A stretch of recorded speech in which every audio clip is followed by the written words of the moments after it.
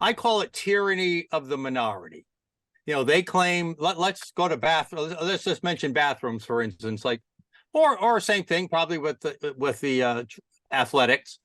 I'm 100% sure majority of the women and the families involved, whether it's a female bathroom or a female sporting events, don't want men intruding in that space. They might be afraid to say so, but deep inside they don't want to.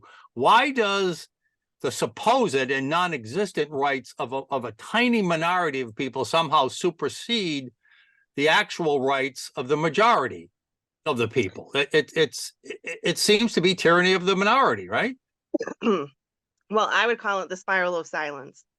And the True. spiral of silence essentially holds that good people, or any person, we're not going to characterize them as good versus evil, but people won't speak up if they're feeling like they would not be in the majority. And it takes one courageous voice to start the cascade, to start the avalanche. And I think it's important that, if you're a parent and you're out there, don't be afraid. Stand up, speak up, say what you feel. And You've I done think it. Does it hurt, Laurie? You've done it. Does it hurt? no. I mean, so let me just give you a recent example. This actually came up in my own school district.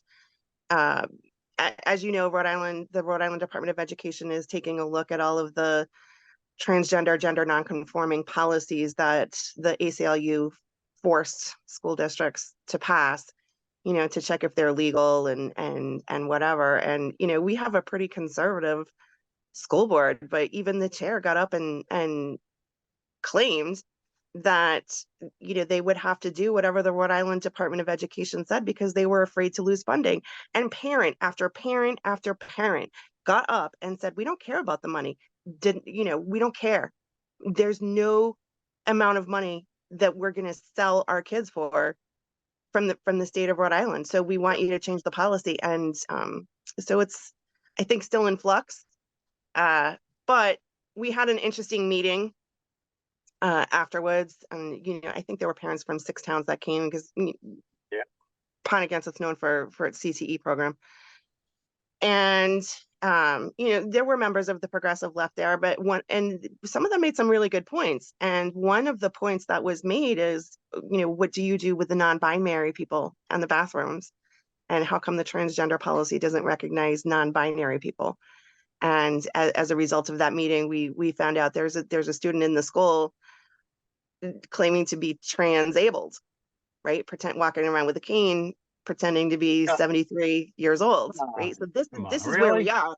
And I'm going to lay it at the feet of the Rhode Island Interscholastic League because I want to get into that now. So really, but there's somebody pretending they're trans disabled or whatever, trans. All right. Oh gosh. All right. That kind of goes like the furries were here about